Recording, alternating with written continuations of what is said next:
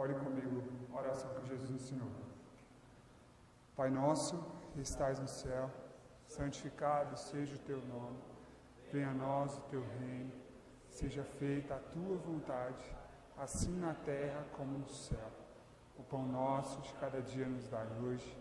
Perdoai as nossas dívidas, assim como nós perdoamos os nossos devedores. Não nos deixeis cair em tentação, mas livra-nos do mal, porque teu é o poder, a honra e a glória para todos sempre. Amém. Senhor Jesus, nós estamos aqui reunidos em teu nome, mais uma vez, para cultuar o Senhor, rendendo louvores, rendendo graças, gratidões, corações contritos e principalmente, Pai, não porque nós podemos pagar algo pelo qual o Senhor fez por nós, mas porque podemos dar aquilo que temos, a nossa própria vida. Senhor, nós pedimos ao Senhor que fale aos nossos corações essa noite. Espírito Santo, que haja em nosso meio, trazendo clareza, lucidez, quando a Tua palavra for lida, quando aqui for exposto o texto, que cada um aqui possa ser edificado, Pai.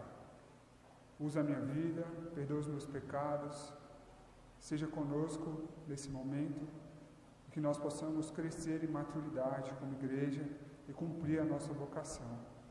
Em nome de Jesus, amém. Podeis assentar?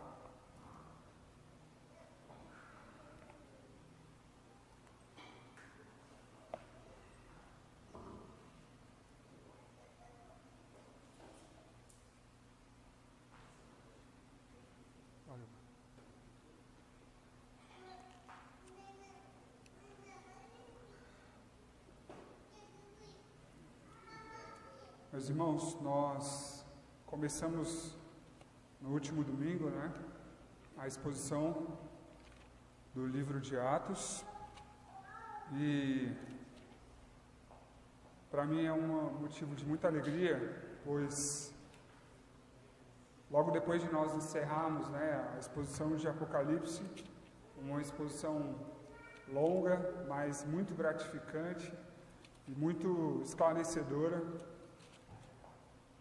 agora nós vamos falar sobre o que é a nossa missão, qual é a vocação para a qual o Senhor chamou a igreja e os seus discípulos. E nesse momento nós temos a intenção, como pastores, como aqueles que guiam o rebanho, de dar as ferramentas para que vocês cumpram a vocação de vocês. E o livro de Lucas, o Evangelho de Lucas, juntamente com esse livro de Atos, muitos historiadores, estudiosos, acreditam que é um livro só, que foi endereçado a Teófilo, e para apresentar uma exposição bem detalhada do que Cristo começou a fazer e ensinar. Lucas, ele tinha duas profissões, ele era médico, ele também era historiador, então era uma pessoa muito bem aparamentada para fazer o que ele fez, para entrevistar, e ele não testemunhou visivelmente, mas ele colheu vários testemunhos de várias pessoas, e ele fez um dos livros mais detalhados sobre a obra de Jesus, que é o livro de Lucas, assim como o livro de Atos também, que é uma continuidade do que depois da ascensão de Jesus. Hoje nós vamos falar sobre a ascensão de Jesus, e Lucas, a partir daí, vai narrar quais foram as ações que os apóstolos fizeram a partir do momento que eles receberam o poder para manifestar, para testemunhar, para serem testemunhas em todo o mundo do Evangelho e do Reino, e testemunhar a ressurreição de Jesus. E esse, na verdade, pode-se dizer que é o começo da nossa própria história como igreja. Então aqui começa a história da igreja, a igreja que é santa, a igreja que é pura, a igreja que é direcionada pelo Espírito Santo, e aqui começa a narração dos primeiros atos que formaram essa igreja. Amém? E você vai ver aqui que no livro de Atos nós vamos ter provas incontestáveis sobre a ressurreição de Cristo, mostrando que o ministério terreno de Jesus ele foi consumado e agora ele começa a exercer o seu ministério celestial, depois de ter cumprido, né, o chamamento, a missão que foi dada a ele para salvar a muitos. E o Cristo histórico e o Cristo da glória, eles são a mesma pessoa. Então o livro de Atos, ele retrata o Jesus histórico, mas ele também retrata o Jesus glorioso, o Jesus Senhor de todas as coisas, o Jesus que é Deus. Amém? Antes de Jesus encerrar o seu ministério pessoal na terra, ele tomou algumas providências para que esse ministério continuasse. E ele fez isso por meio dos seus apóstolos, inicialmente. E ele também fez isso por meio do céu, na pessoa do Espírito Santo, mandando o Espírito Santo logo depois que ele ascendeu ao céu. E os apóstolos, meus irmãos, eles tinham uma posição singular naquele momento, pois eles receberam, além de uma posição, eles também receberam um preparo singular para cumprir o que eles tinham que cumprir. E é importante dizer que Jesus os escolheu. Todos os apóstolos, né, os 12, Matias e Paulo, eles não se autonomearam, eles não foram indicados por um ser humano, eles não foram indicados por um comitê, uma igreja, mas foi o próprio Jesus que os escolheu de modo direto e pessoal. E Jesus revelou a eles, né, tudo o que haveria de acontecer, e ele os chamou para uma função primordial, para testemunharem e falarem a respeito dele, a respeito especialmente da sua ressurreição.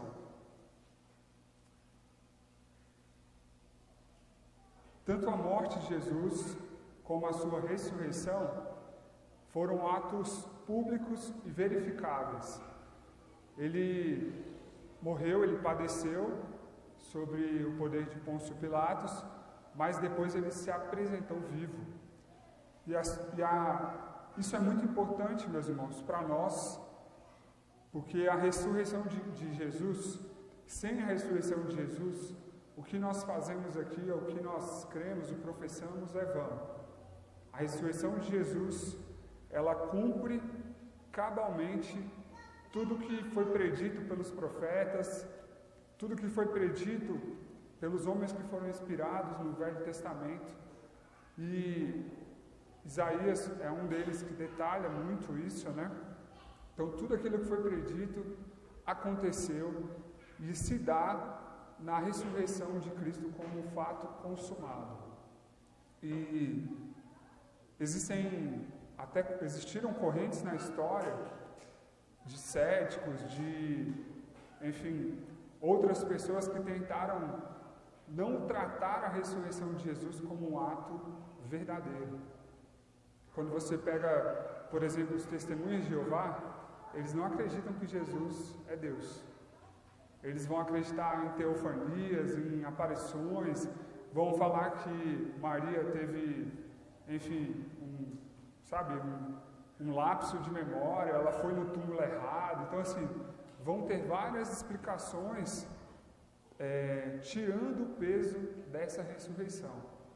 Só que, meus irmãos, os 12 apóstolos, e Paulo, né, depois escolhido, Matias, mais para frente nós vamos ver, eles deram a sua vida para dar esse testemunho de verdade.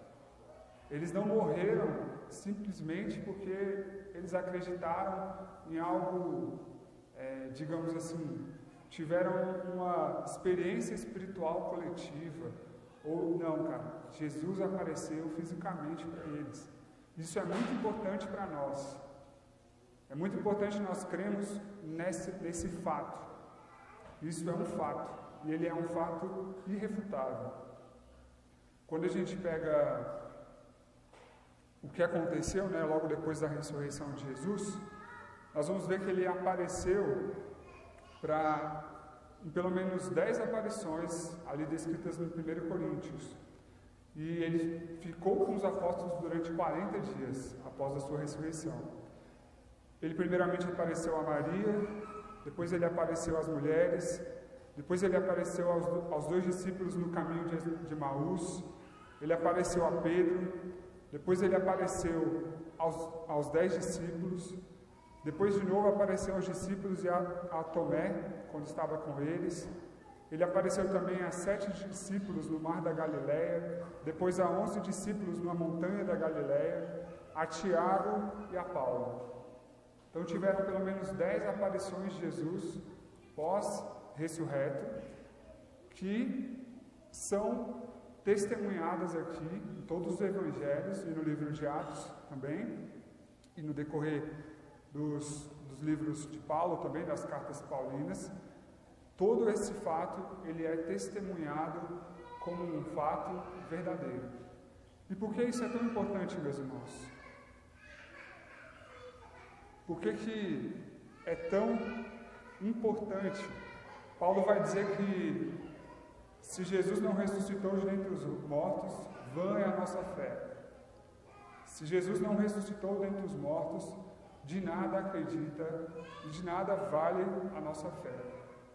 Então, meus irmãos, só queria enfatizar esse ponto no caráter introdutório aqui, de que a ressurreição é um fato verdadeiro. Se você tem alguma dúvida sobre isso, se você não tem tanta certeza sobre isso, você pode conversar conosco, nós estamos à disposição para esclarecer isso. Isso é muito importante. Amém? Vamos ao texto bíblico, Atos capítulo 1, nós vamos ler a partir do versículo 6. Eu vou pedir para vocês colocarem de pé de novo, em reverência à palavra, amém? Nós vamos ler do 6 ao 11.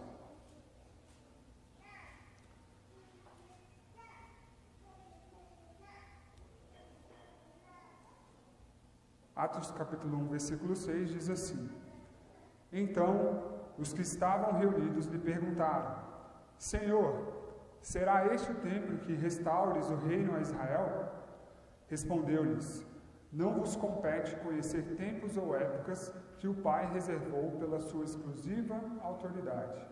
Mas recebereis poder ao descer sobre vós o Espírito Santo, e sereis minhas testemunhas, tanto em Jerusalém como em toda a Judeia e Samaria, até os confins da terra.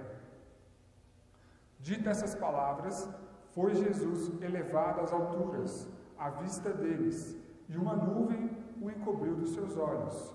E estando eles com os olhos fitos no céu, enquanto Jesus subia, eis que 2 varões vestidos de branco se puseram ao lado deles e lhes disseram: Varões galileus, por que estáis olhando para as alturas? Esse Jesus, que dentre vós foi assunto ao céu, virá do modo como vistes subir.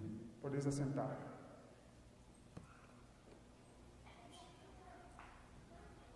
Então, meus irmãos, nos versículos aqui, inicialmente 6 e 7, nós vamos ver que os discípulos eles tinham uma expectativa infundada por parte, principalmente, dos judeus do primeiro século.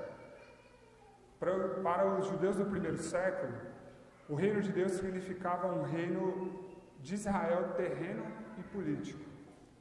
Eles esperavam que quando Jesus viesse, quando o Messias viesse, fosse dado o reinado do mundo para Israel.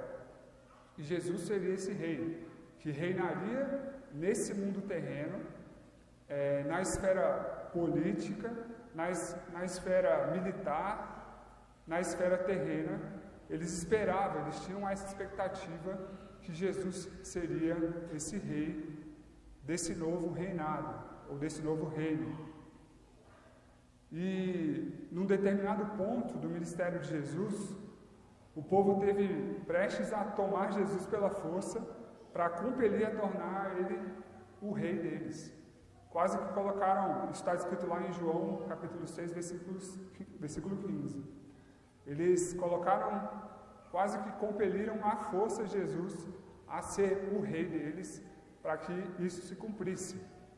Só que a missão de Cristo, ela não foi introduzir um reino com um esplendor terreno, igual foi, por exemplo, o reino de Davi, o reinado de Salomão e outros reis, mas, na verdade, esse reino era um reino que iria se concretizar em um plano, um poder espiritual. Isso foi muito difícil para os discípulos aprenderem. Durante os 40 dias, uma das suas principais perguntas era quando que Jesus estabeleceria logo esse reino por meio de Israel. Então eles estavam afoitos para que isso se concretizasse. E existe uma profecia no livro de Joel que isso aconteceria. Então eles estavam falando de algo que eles acreditavam, que estava na lei. Então, imagina eles perderem ou eles entenderem que não era aquilo que eles estavam pensando. E Jesus, ele respondeu de uma forma que, trazendo eles para o entendimento correto daquilo que deveria ser o pensamento de todo cristão. Tem cristão que busca adivinhação, quer saber o que vai acontecer, quer predizer o que vai acontecer, busca profetadas ou situações onde se coloca numa situação de querer saber o que vai acontecer. E Jesus responde de forma bem taxativa: não compete a vocês saber de algo que Deus, em sua soberania, não colocou para vocês saberem. Então não façam essa pergunta, porque isso não compete a vocês. Isso compete somente a Deus, em sua soberania. Então a primeira questão aqui, que é importante nós pensarmos sobre esse texto, é que nós devemos buscar fazer as perguntas corretas.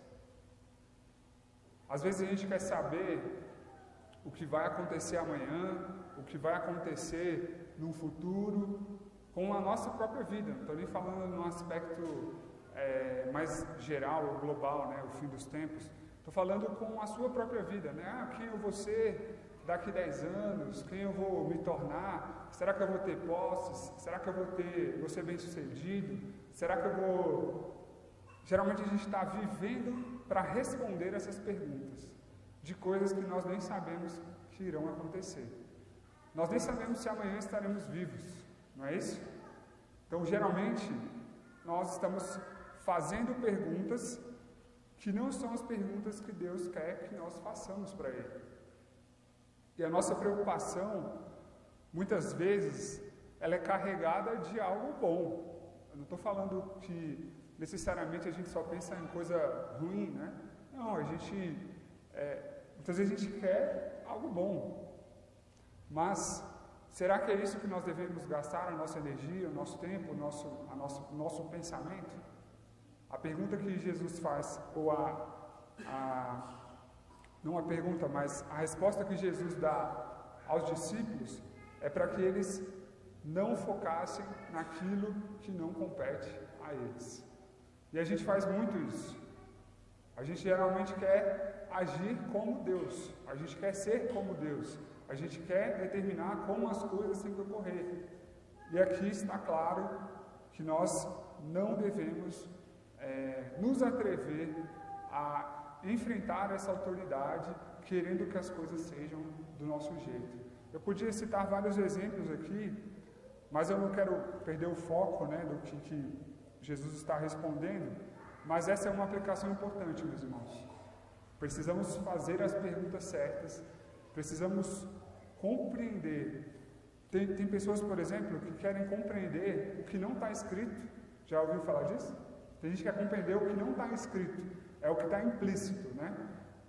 Entre Gênesis 1 e 2, pode ter havido milhões de anos que aí estavam os dinossauros, sabe esse tipo de coisa? Tem gente que gasta energia nisso, sendo que existe uma missão. E é nessa missão que Jesus quer que nós gastemos a nossa energia. E olha aí o versículo 8.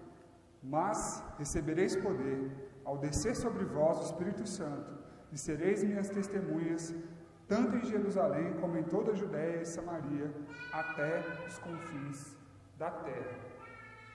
Jesus, ele tira o foco da mente dos discípulos, daquela situação, e coloca o foco correto para os apóstolos naquele momento. E essa expectativa que os discípulos, os apóstolos, de uma maneira geral, nutriam, né? Às vezes é uma expectativa até nossa, quando a gente pensa que vai haver um governante que vai resolver todos os nossos problemas, que vai fazer o país ser próspero, que vai fazer o mundo ficar melhor. E às vezes a gente nutre algumas expectativas no terreno, no plano físico, né, ou no plano político, que são expectativas infundadas. E essa esperança que ela vai sendo alimentada, ela um dia ela te consome, ela um dia ela volta para você como algo ruim de administrar. Quando você deposita, por exemplo, sua confiança que aquele político vai fazer a melhor coisa que poderia fazer e ele cai numa corrupção. Entende? Quando você confia que determinado líder, determinada pessoa é a melhor pessoa para fazer tal coisa e ela vai trazer grandes benefícios para nós, certamente você vai se frustrar. E não estou aqui, meus irmãos, falando que viver no mundo, né, é só coisa ruim, né, é só coisa ruim. Não, sem Deus é muito ruim, mas com Deus não importa o lugar. Se você está com Deus, você não precisa de mais nada, você já tem tudo. Amém? Quando você coloca a esperança no lugar correto, você realmente consegue ter a paz que excede todo entendimento. E aqui os discípulos, eles não estavam em paz, eles estavam preocupados. Jesus morre, então o primeiro choque é a morte de Jesus, ou seja, eles se dispersam, né? Esse é o primeiro choque. Pedro nega a Jesus 3 vezes e os demais discípulos se dispersam, fogem. E essa perda, né, da esperança aconteceu quando Jesus morreu, e ali quando ele ressuscita, essa esperança de novo ela é acendida, e aí Jesus novamente corrige o pensamento deles. E o que é interessante, eu achei uma fala interessante aqui do William Barclay, ele fala o seguinte: Jesus corrigiu essas falsas noções a respeito da natureza, extensão e chegada do reino, mostrando que o reino é espiritual quanto ao caráter, internacional quanto aos membros e gradual quanto à expansão. Olha que interessante. O reino de Jesus, ele é espiritual quanto ao seu caráter, ele é internacional quanto aos membros, ou seja, tem membros de todo o mundo. Foi o que a Sara trouxe para nós. Tem membros lá no México, nos Estados Unidos, em todo canto do mundo. Até nos cantos do mundo onde se há maior número de perseguição, há ali irmãos, há ali membros desse reino. Amém? E a outra questão que ele coloca, que esse reino é gradual quanto à expansão. O que isso quer dizer? o reino de Deus, ele é como uma semente de mostarda. Alguém já viu uma foto de uma semente de mostarda? Quando coloca na palma da mão, quase não dá para ver, ela é muito pequena. Só que essa semente, obrigado, quando ela cresce, e ela vai crescendo, né? Ela não cresce da noite para o dia. Ela não dá um estalo, cai a chuva e cresce uma árvore frondosa. Não, ela vai crescendo, ela vai se desenvolvendo. E aí ele vai se desenvolver, não como eu disse, né? Não como um reinado físico, né? Como se tivesse alguém sentado num grande trono, numa sala toda adornada de ouro, e aí esse reino começa a permear pela sociedade, e aí passa a não ter guerra. Não é isso que esse reino representa. E a escatologia aqui dos discípulos, né, a forma como eles pensavam que aconteceria o final dos tempos, né, ou o início desse reinado, era realmente carregada de equívocos. E Jesus ele vai corrigindo essa direção errada. E isso também é algo que nós devemos pensar sobre o que nós temos esperança, qual é a nossa verdade, qual é a nossa esperança, onde está depositada a sua esperança. Como eu disse, nós tendemos a depositar a nossa esperança naquilo que nós vemos, não é? Então nós vemos, esses dias mesmo eu estava no trabalho, e aí puxaram o assunto sobre o dólar. Aí falaram, não, mas o dólar está baixo. Aí a pessoa estava feliz, eu falei, não, mas por que você está feliz porque o dólar está baixo? Não, porque eu estou comprando equipamento mais barato. Entende? Ela estava preocupada com o dólar, mas para que favorecesse ela mesma. Então a esperança era que o dólar baixasse mais, para que ela pudesse comprar mais. Geralmente, nós tratamos essas questões, né, do que vai acontecer como algo que nos favorece. E aí tem uma questão que eu acho importante também, que nós devemos corrigir no nosso pensamento. O maior favorecimento que nós podemos receber é a salvação em Cristo Jesus. É você chegar de frente do trono branco e Jesus falar, entra no gozo do meu Senhor. Esse é o maior favorecimento que alguém pode receber. É um favorecimento que você pode reunir todos os tesouros dessa terra que você não vai ter condição de pagar. Você pode dar a sua vida até a última gota de suor, de lágrima, de sangue, que você não vai conseguir pagar. E isso é motivo cabal para que a gente deposite a nossa esperança. Tem uma outra questão que, às vezes, até em algumas conversas com alguns amigos cristãos no trabalho, o pessoal acha que eu sou um pouco frio em relação à morte. Fala assim, não, mas... enfim, quando eu falo sobre a morte de um cristão, geralmente eu falo como algo bom, né? Só que muita gente interpreta a morte de um cristão como algo ruim, e até mesmo às vezes egoísta, né? Eu não queria que fulano fosse, se a minha mãe morrer, acabou meu mundo, sabe, esse tipo de pensamento. Mas a morte, meus irmãos, é a melhor coisa que pode nos acontecer, por incrível que pareça. Mas aí o que me perguntam é assim, e seu filho, sua esposa, se você morrer, o que vai acontecer? Entende? A pergunta fora do lugar. Mas espera aí, meu filho e a minha esposa são do Senhor. Se Ele me deu condição de cuidar até aqui, certamente Ele cuidará a partir daqui. Não estou falando que você tem que ser irresponsável, né, financeiramente, não estou falando isso. Mas eu estou falando que o pensamento, muitas vezes, é de que as coisas dependem de nós. Sabe? Tipo assim, que eu preciso deixar muito dinheiro, muita coisa, mas a verdade é que tudo isso se perde.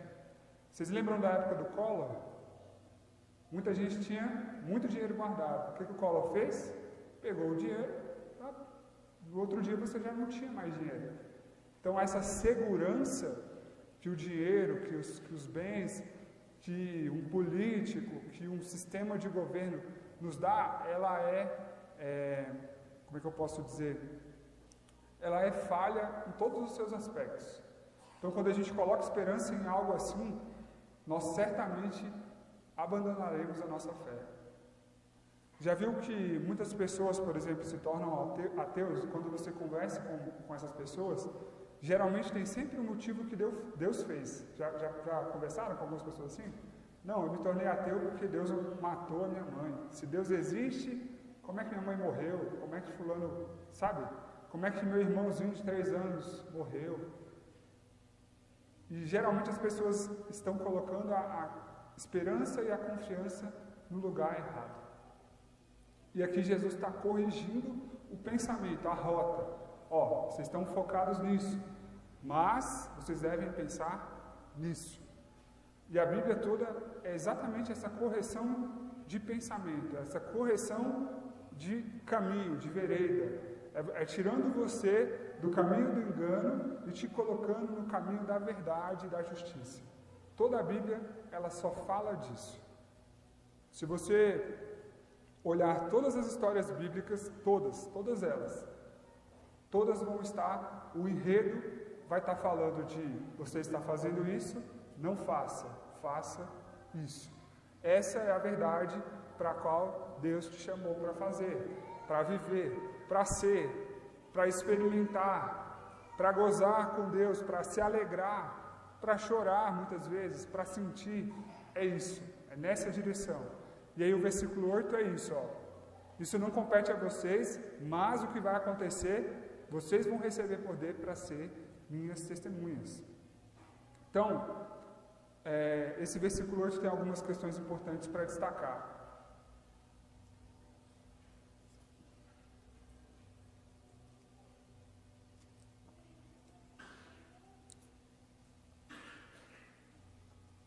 Então ali, no local de se ocupar, debatendo, sobre o final do estabelecimento do reino judeu, os apóstolos deveriam se preocupar com outras coisas. O Espírito Santo viria sobre eles para lhes conceder poder sobrenatural, na força da qual seriam testemunhas do Cristo por todo o mundo. E este versículo, especificamente Atos 1:8, ele é um versículo que resume todo o livro de Atos. Ele é o resumo de todo o livro de Atos. Quando ele fala, Jerusalém, Judéia, Samaria e até os confins da terra. Quando a gente vai ver aqui do capítulo 1 ao capítulo 7, ele está falando da ação dos apóstolos em Jerusalém. Do capítulo 8 ao 11, ele vai falar de Judéia e Samaria. E, a partir do 11, verso 19, ele vai falar da missão dos apóstolos em toda a terra. Então, basicamente, esse é o resumo do livro de Atos.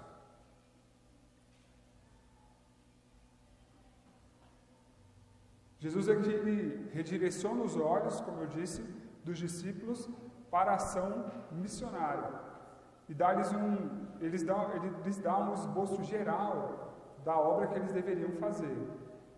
E, em vez de perder tempo, com conhecer o que vai ser no futuro, tempos e épocas, eles deveriam se focar sobre o que iria acontecer ali no capítulo 2, vai acontecer no capítulo 2, aconteceu, quer dizer, mas aqui na nossa ordem vai acontecer no capítulo 2, no verso 33, onde eles receberiam o poder do Espírito Santo para serem testemunhas. Então não bastaria, basicamente, intelecto, força de vontade ou eloquência humana. Não é isso. Deus não chamou eles por conta disso, especificamente. A própria Pedro tem uma característica, que ele é impulsivo, Ele age antes de pensar, antes de ser o Pedro, que seria a pedra, sobre a qual a igreja seria construída. Ele era uma pessoa impulsiva. E hoje em dia, muitos aspectos, até comportamentais, são tidos como coisas boas, né? Só que a preocupação aqui de Deus, de Jesus especificamente, era que eles recebessem esse poder não por causa para que eles tivessem mais intelecto, para que eles tivessem mais vontade ou eloquência, não. Era para que eles tivessem coragem para testemunhar sobre Jesus. Coragem a ponto de dar a sua própria vida por conta desse testemunho. Então, assim, tem três principais aqui, ou 3 pontos importantes que a gente pode destacar, né? São 3 coisas.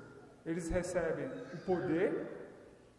Jesus fala qual que é a fonte desse poder e para que esse poder vai ser usado. Então, o que é o poder, né? Para a palavra poder, existem 2 palavras na língua grega, né? Uma é a palavra exousia e a outra é dunamis. E a primeira palavra, ela se refere ao poder no sentido de governo, de autoridade. E a segunda está falando, que é a dunamis, no sentido de habilidade e força. O poder que a igreja vai receber aqui, ela não é um poder político, não é um poder intelectual, não é um poder de governo, de governar a terra, mas sim um poder espiritual, pessoal e moral. Amém? Esse poder, ele tem um propósito e ele tem uma fonte. A fonte desse poder é exclusivamente o Espírito Santo. E quando a gente vê pessoas supostamente tomadas pelo Espírito Santo, fazendo coisas que a Bíblia falou que o Espírito Santo não faria, ou não detalhou que faria, certamente é algo para nós pensarmos. Por que o Espírito Santo desceria sobre nós para que nós ficássemos babando no chão, rodando, rodopiando, vestindo roupas, enfim? Por que o Espírito Santo tiraria de nós a condição de raciocinar ou de pensar sobre a palavra e tomar uma decisão coerente com as Escrituras? Certamente, meus irmãos, isso é algo a se pensar. A gente não pode atribuir ao Espírito, né, coisas que são, muitas vezes, ímpetos humanos ou até mesmo as nossas loucuras. Nós, historicamente, mais recentemente, né, principalmente na igreja evangélica brasileira, o Espírito Santo foi tomado como uma propriedade para coisas que a Bíblia não fala que é o propósito dele. E não é somente essa questão espiritual, espiritualista. Muitas vezes, muitas pessoas estão usando o Espírito Santo para querer dinheiro, para querer posses. Estão usando o Espírito Santo para terem sorte, para não passarem por coisas difíceis na vida, para não sofrerem doenças. Então, meus irmãos, essa é uma correção importante também. O Espírito Santo foi dado a mim e a você para que nós sejamos testemunhas. E uma testemunha, meus irmãos, tem uma questão muito importante sobre isso. Como nós conhecemos o termo testemunha? Geralmente nós conhecemos o termo testemunha pelo linguajar jurídico, né? Quando a gente vê um processo judicial, não sei se vocês já foram interrogados como testemunha, mas geralmente quando você é testemunha de algo, ele não está pedindo a sua opinião, não é isso? Quando você testemunha algo, você tem que falar o fato que você vivenciou, presenciou e aconteceu aos seus olhos. Então, o juiz não pede a opinião da pessoa. Ah, não, eu vi que o Madison está sentado lá na porta.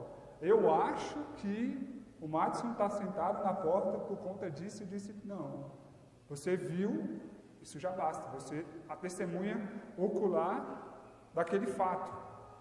E a palavra testemunha aqui, ela é uma palavra-chave em todo o livro de Atos, todo ele. Ela aparece pelo menos 29 vezes na forma de substantivo ou de verbo, né? Não testemunha em si, mas ou numa ação, né? Testemunhar, fazer, né? Ir. E uma testemunha é aquela pessoa que relata o que viu e o que ouviu.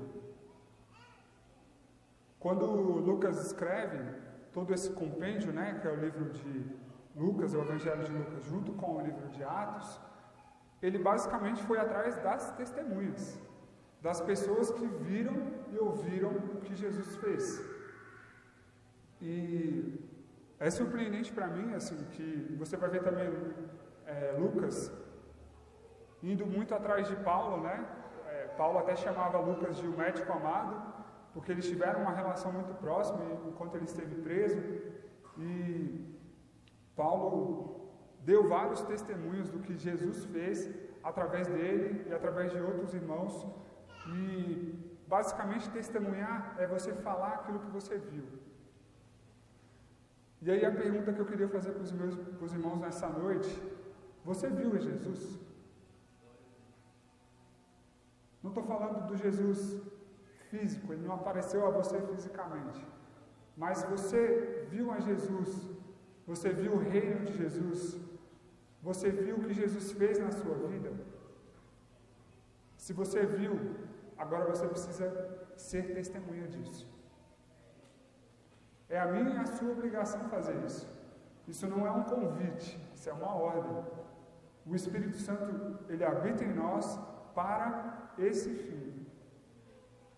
O Espírito Santo não habita em você para que você seja igual um desenho animado que agora recebeu um poder, sabe? Para ficar parecendo que tem poder, é mais forte. Não. É para o fim de você ser uma testemunha. Você precisa testemunhar o que você ouviu, a palavra, e o que você viu Jesus fazer.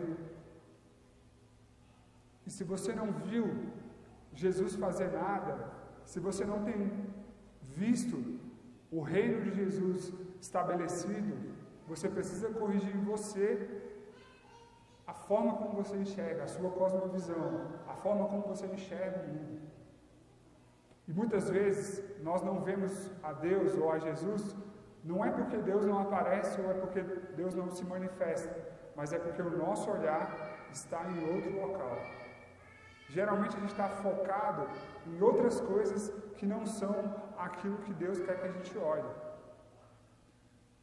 E esses dias eu vi eu não lembro se foi um vídeo ou se foi um Reels lá no Instagram de uma página cristã, que ele falava que ele lembrava lá, né, do texto de Mateus, que Deus separa as ovelhas dos bodes, e aí tem uma pergunta que é feita pelos bodes, que é assim: quando que nós não fizemos estas coisas, né? Dar comida, dar bebida, receber as pessoas, visitar os presos. Aí eles perguntam: quando que nós não fizemos isso? O que essa pergunta se remete? Ela remete a uma pessoa que está perdida em seus pensamentos. Porque sempre vai existir, concorda? Pessoas que precisam da sua ajuda, presos para visitar, não é isso? Pessoas que precisam de roupa, sempre vão existir? Sempre existiram na história? E por que você não os vê? Por que eu e você não conseguem enxergar essas pessoas? Porque o nosso olhar está em outra coisa. E o que Deus está fazendo aqui, o que Jesus está fazendo com os discípulos, é colocando o olhar deles no que deveria ser o correto. E geralmente, meus irmãos, para dar alguns exemplos, muitas vezes o que nós estamos olhando é realmente dinheiro, sucesso, fama, coisas materiais, é o dia de amanhã, o dia daqui uma semana, daqui um ano, o que vai acontecer quando o Bernardo for para a faculdade, sabe esse tipo de coisa? Geralmente a gente está olhando para essas coisas e o nosso olhar está passando pelos perdidos. Acho que eu falei isso naquela terça-feira que a gente estava falando sobre... O Marcelo estava trazendo algumas questões, que uma coisa que ele me falou lá no passado foi que quando uma pessoa te pede algo, geralmente a gente cria milhões de desculpas para não dar, né? A gente olha para a pessoa, não, esse cara é forte, ele tem condições de trabalhar. Não, a gente olha para a mulher e fala assim, não, essa mulher está me enganando. A gente sempre cria várias justificativas para não fazer.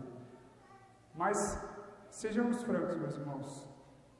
Se a gente chegasse para Jesus dizendo que precisamos de algo, Jesus olhasse para nós e falasse assim, será que o Henrique precisa mesmo?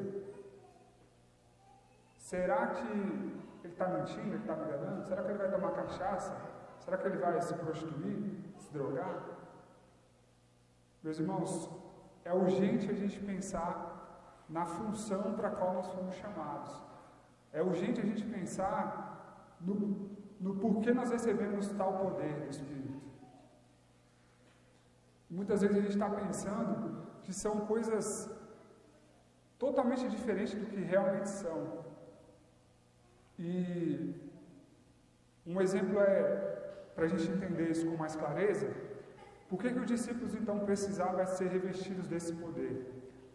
A primeira coisa era que eles precisavam sair do campo da especulação para o campo da ação. Então você precisa parar de ficar especulando o que vai acontecer, o que é, faça, obedeça, obedeça agora, obedeça hoje, não amanhã, não quando o dia estiver bom, não quando o sol estiver aberto, não quando eu tiver um emprego melhor do mundo, não quando eu tiver 50 mil reais na conta, não, obedeça hoje, saia do campo da especulação e vá para o campo da ação, faça, com coragem. Outro aspecto importante, por que nós precisamos desse poder? Para perdoar. Outra questão que é muito, assim, tem pessoas que colocam milhões de condições para perdoar outra pessoa. Não, para eu te perdoar, você precisa fazer isso, e aí eu vou te perdoar. E, meus irmãos, isso, uma pessoa cheia do Espírito Santo, ela perdoa quantas vezes for necessário. Se a pessoa pedir perdão 10 vezes à mesma pessoa, ele vai perdoar 10 vezes. Se pedir 100 vezes, ele vai perdoar 100 vezes. Porque esse é o poder que o Espírito Santo te deu para fazer, para perdoar. Outra questão importante, por que nós precisamos desse poder? Para pegar até os confins da terra. Eu sei que existe o dom, né, de evangelismo, né, existe o dom daquele que vai e prega. Mas o quanto você está preocupado com isso? Quanto que você se preocupa com a evangelização do mundo? Você já se perguntou sobre isso? Você já leu os relatórios de perseguição no mundo, de conversões no mundo? Você já pesquisou sobre esse assunto? Essa deveria ser uma preocupação sua, minha e sua. E se eu não tenho condições de ir na China, certamente eu tenho condições de viabilizar alguém para ir. Por que eu não viabilizo? Por que eu não faço? A gente teve uma época aqui que a gente fez algumas palestras, né, Marcelo, com várias ações missionárias, e uma das que me chamou muita atenção foi a Asas do Socorro, lembra, Rodrigo? Cara, isso para mim era... Eles, basicamente, vocês lembram a história do boto cor-de-rosa? O que é basicamente o boto cor-de-rosa? O boto cor-de-rosa, ele vira um homem, e aí esse homem deita com as crianças, com as meninas que são virgens. E aí os pais dessas meninas se apropriavam disso para falar que eles tinham que deitar com elas, porque senão o boto viria. Olha só a história. Você lembra disso? E aí existia várias nessas... E é em locais muito distantes. Para você chegar lá, você precisa pegar um barco, andar não sei quantos quilômetros, tantos dias, aí pega um avião e consegue chegar. É em Ribeirinhos, né, que chama, né? E aí, chegava lá, tinha muitas crianças que nasciam com deficiências, por causa dessa questão, né, do pai se relacionando com a filha. E aí, meus irmãos, eles tinham esse trabalho missionário de ceder aviões para médicos, o trabalho era isso, ceder aviões para médicos missionários, irem até esses locais cuidarem das pessoas, mas também evangelizarem. Entende como nós temos que nos preocupar com as coisas, meus irmãos. Nós temos que nos preocupar com aquilo que Jesus falou para que nós devemos nos preocupar. E às vezes a gente está preocupado com o conforto, até aqui mesmo. Não, a gente está preocupado com o conforto do banco, mas não é isso que Jesus falou para se preocupar. Não estou falando que essas coisas são importantes, elas são. Mas essa não deve ser o principal foco da igreja. O principal foco da igreja é pregar o Evangelho até os confins da terra. Em todo lugar. E o último aspecto aqui, que aí falando especificamente dos discípulos, né, por que eles têm que receber esse poder para morrer. Esse poder foi nos dado para que a gente tivesse coragem de morrer dando esse testemunho. Para ser preso, para sofrer, assim como os apóstolos e os discípulos, muitos mártires, né? Tivemos muitos mártires na história da igreja, principalmente nessa época, né, pós-ascensão de Jesus. Tivemos muitos mártires e eles morreram das formas mais horrendas que você imaginar, com leões, com gladiadores, enfim. Os imperadores, eles ficavam todo dia inventando uma forma nova de matar cristãos. E os cristãos morriam. Eles não negavam o testemunho. Eles iam para a cova, eles iam para as arenas, eles eram colocados como tochas humanas para trazer luz à cidade. Nero fez isso. E eles morriam e não deixaram de dar esse testemunho.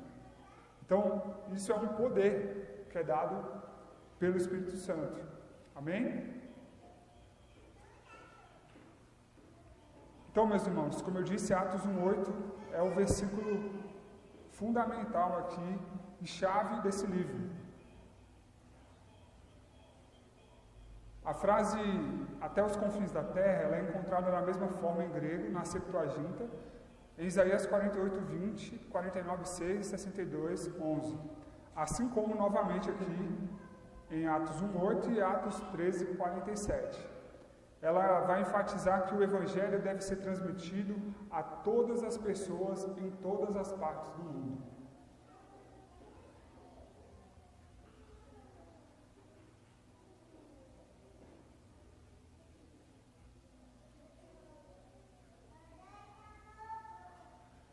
Israel, eles tinham uma expectativa, né, que as nações viriam até ela se rendendo, né, a Israel para que eles governassem, trazendo ofertas a Jerusalém.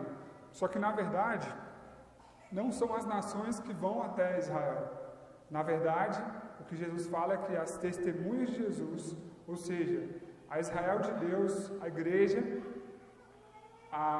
nós, né, enquanto pagãos, agora nós que vamos sair desse local e vamos fisicamente até as nações. Batizar, pregar, trazer esperança para as pessoas. E aí quando a gente pensa que uma igreja, já pensou que às vezes a gente quer que as pessoas cheguem até aqui, né? Não, as pessoas têm que vir. Traz as pessoas. Não, você precisa ir, meus irmãos. Não é esperando alguém que entre aqui, está passando na porta, e aí, opa, eu vi uma igreja, eu vou entrar. Isso acontece? Vocês viram isso acontecer em quanto tempo? Nem lembro a última vez que eu vi isso ocorrer. Então não espere que as pessoas venham. Nós temos que ir até elas. Nós. E a nossa missão enquanto igreja é aqui na Candangolândia. Nós somos uma igreja local na Candangolândia. Então nós precisamos ir até as pessoas. Versículo 9, rapidamente. Tendo dito isso, foi elevado às alturas enquanto eles olhavam, e uma nuvem cobriu a vista deles. Então, nesse momento, depois que Jesus corrige, ele começa a ascender no céu. E essa ascensão de Cristo, ela sela a vitória de Cristo sobre o pecado. Ela sela a vitória de Cristo sobre o mundo, sobre o diabo e sobre a morte. É o selo ali mostrando que Cristo venceu o mundo, o pecado, o diabo e a morte. Ninguém pôde resistir a Jesus. E essa ascensão, ela foi visível e gloriosa. E somente no livro de Lucas, tanto em Lucas, capítulo 24, quanto em Atos aqui, né, essa ascensão é relatada. E ela realmente foi uma prova de que o sacrifício de Jesus foi aceito, de que a vontade de Deus foi cumprida e de que a redenção que haveria de vir sobre nós foi realizada. E agora Jesus volta à sua glória, a mesma glória que ele sempre teve junto do Pai. Amém? Então, essa ascensão de Jesus é esse selo. E ela mostra que a obra do Pai, né, ela foi concretizada com êxito. Aquilo que Deus proclamou que aconteceria no mundo, determinou como seria, aconteceu.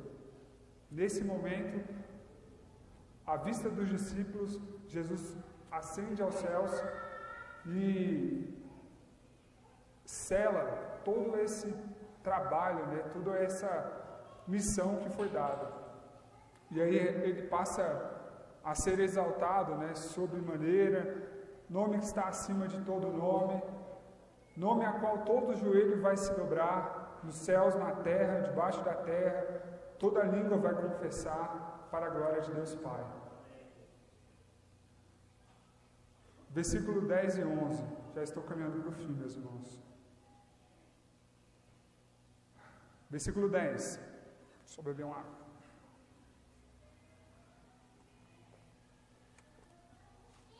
Eles ficaram com os olhos fixos no céu, enquanto ele subia.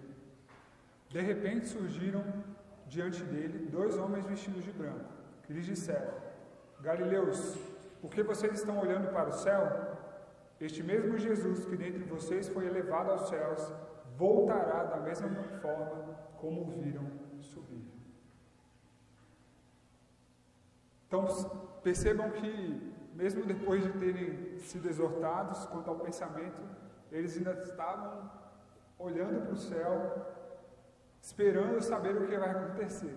Será que é agora? Será que Jesus agora faz alguma coisa miraculosa?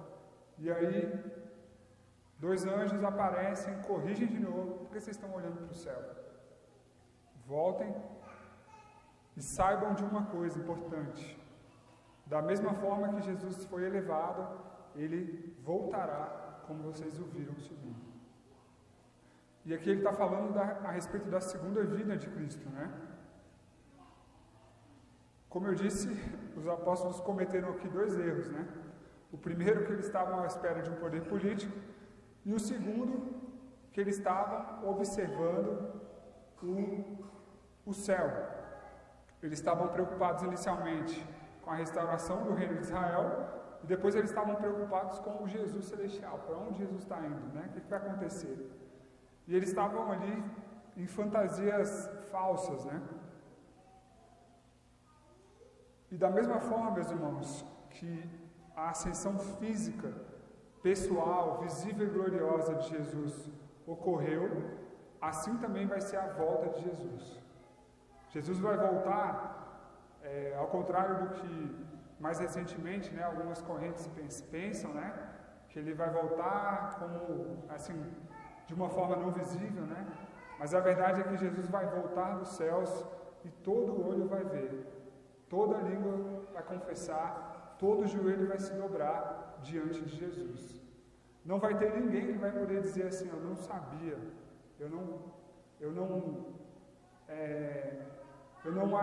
como é que eu posso dizer? Eu deixei, né? Ou eu esqueci de pensar nisso. Não.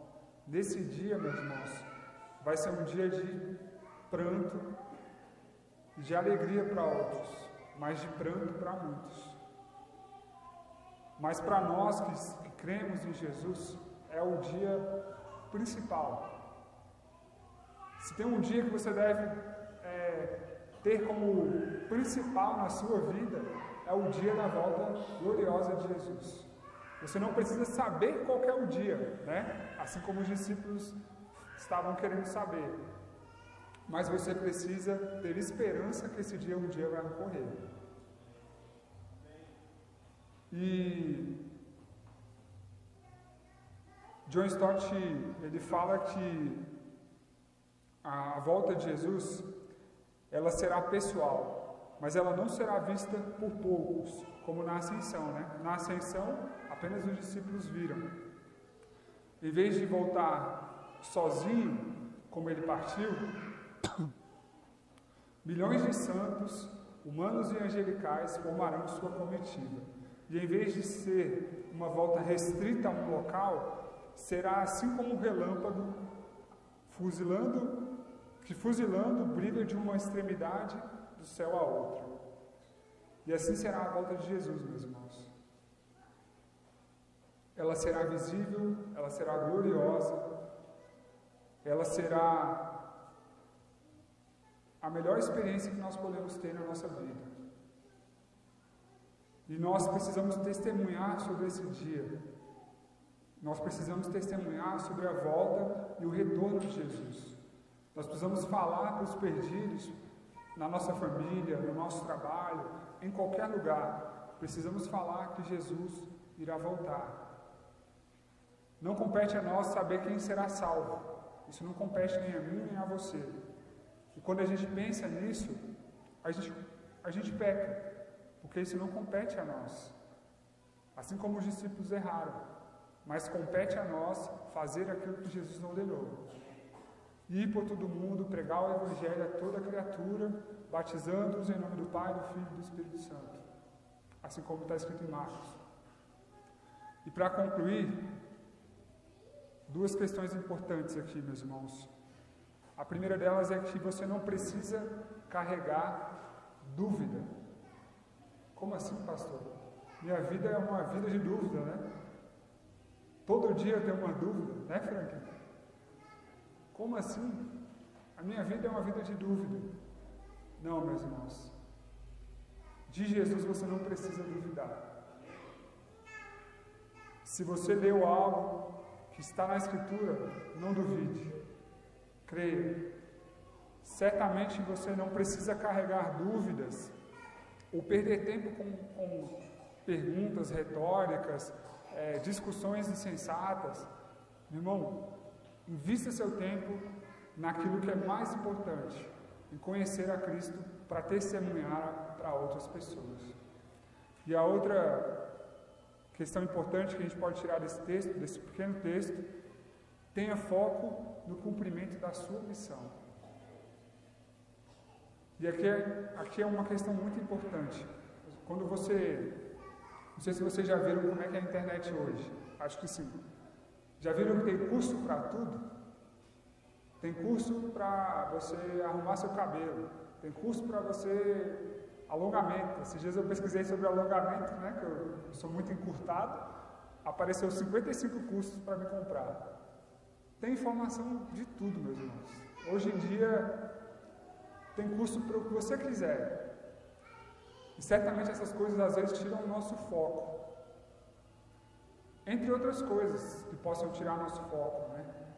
Mas você precisa voltar o foco. E eu estou só aqui pavimentando para que os outros pastores e a gente no decorrer da exposição de Atos sedimente, construa o que Deus quer que a gente viva, né, como missão. Eu só estou aqui lançando o fundamento. Mas é importante vocês hoje entenderem que vocês precisam focar em uma missão. E vocês precisam cumprir o que está escrito lá em Marcos 16:15. Vamos ler, por favor, para acabar. Marcos 16:15.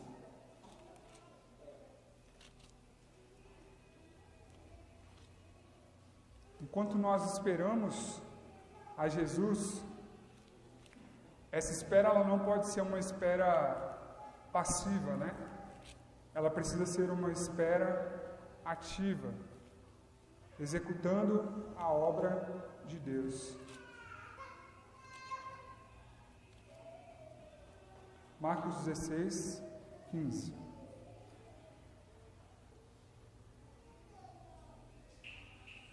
E disse-lhes: Ide por todo o mundo e pregai o Evangelho a toda criatura.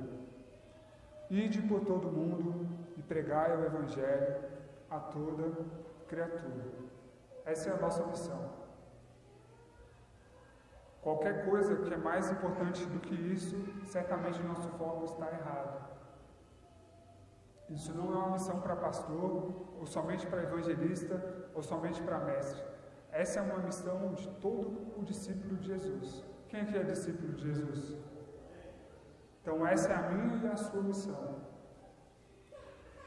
Queria que você se colocasse de pé.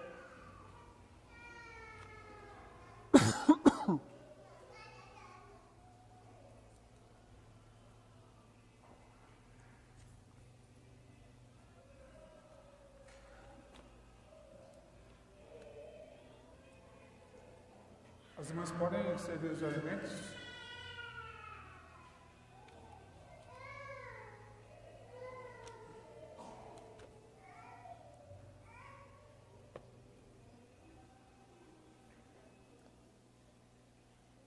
Meus irmãos, esse momento de nós vamos ceiar,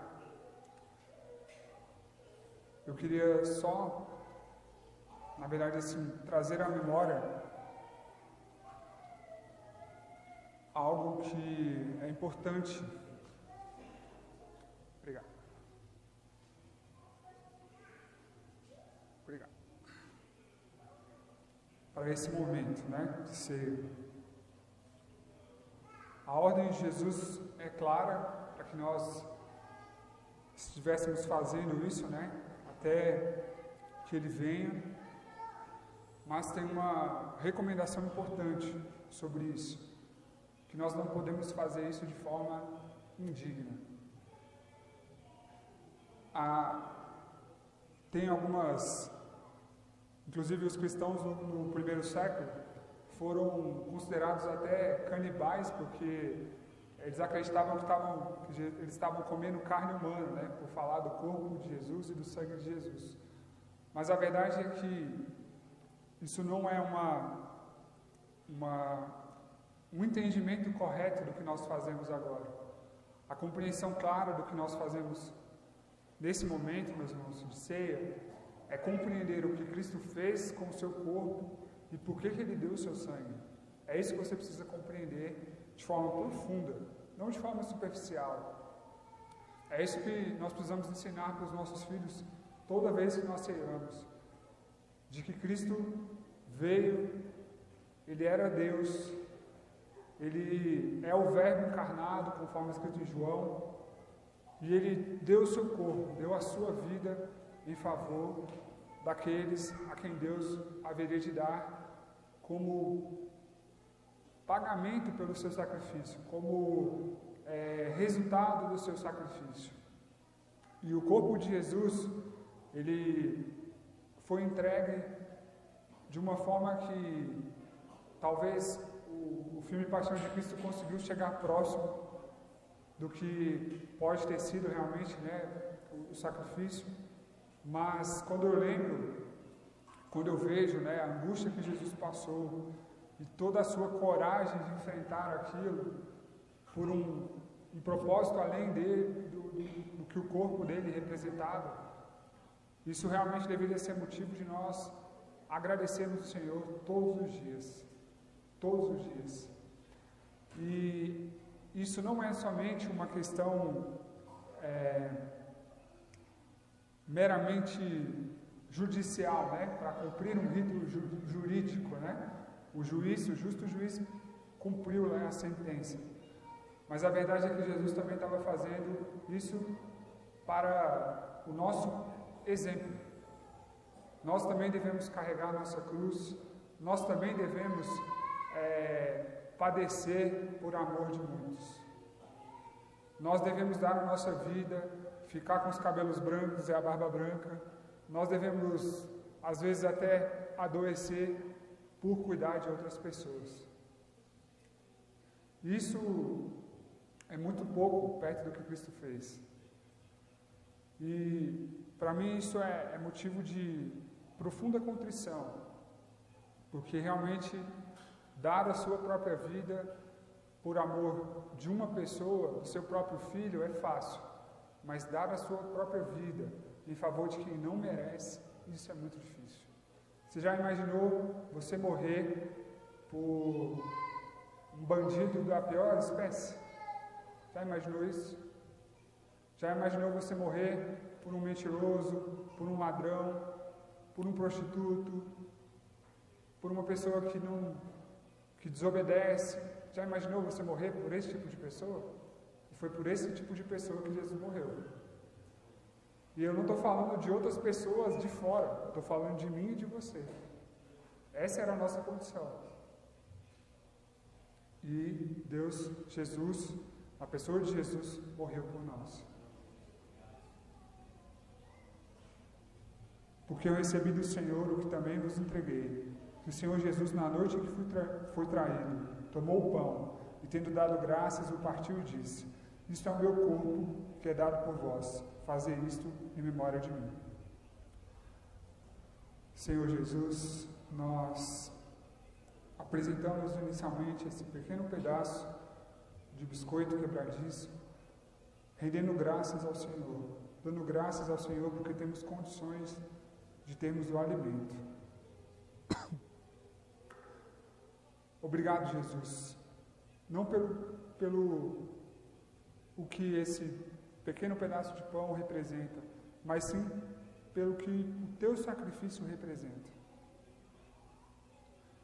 O seu sacrifício, Pai, foi algo de profundo heroísmo, de profunda coragem, de profunda misericórdia para conosco. E nós sentimos esse amor. Nós vemos esse amor para com a nossa vida.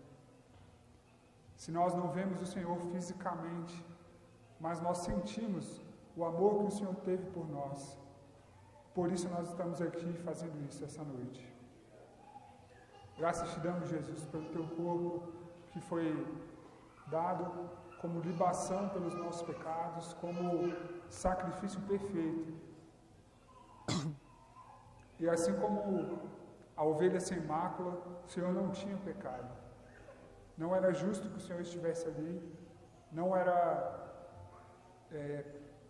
para sermos nós, era para sermos cada um de nós, cada homem, mulher, criança, pecador, que nasce nos seus próprios pecados e delitos, que nasce inclinado para o mal.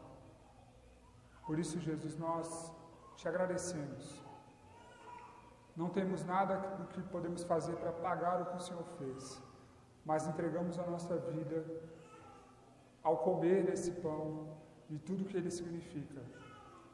Que nós possamos ter a compreensão, Jesus, clara, de qual missão nós devemos fazer.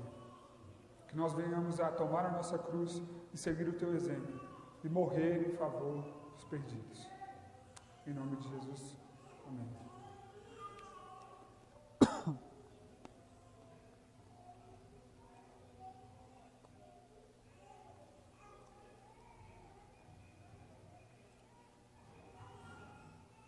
Por semelhante modo, depois de haver ceado, tomou também o cálice, dizendo: este cálice é a nova aliança do meu sangue. Fazei isso todas as vezes que beberdes, em memória de mim. Porque todas as vezes que comerdes este pão e beberdes o cálice, anunciais a morte do Senhor, até que ele venha.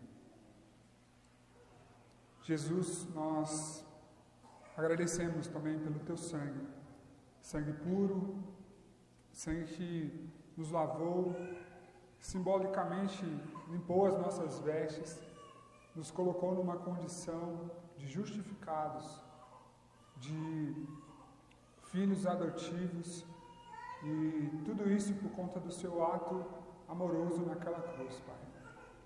Obrigado, Jesus, porque o Senhor, ainda carregado de aflição e angústia, foi firme, foi até o último instante, crendo no Pai, crendo que a missão para a qual o Pai colocou o Senhor para fazer, era a melhor coisa que o Senhor podia fazer. Que nós possamos seguir o mesmo exemplo de obedecer o Senhor, ainda que nós não sabemos de tudo que irá ocorrer, ainda que nós não tenhamos todas as informações, mas obedecer ao Senhor é melhor do que a própria vida. Por isso, Jesus, agradecemos ao Senhor pelo teu sangue. Obrigado, Jesus. Amém. Podeis beber.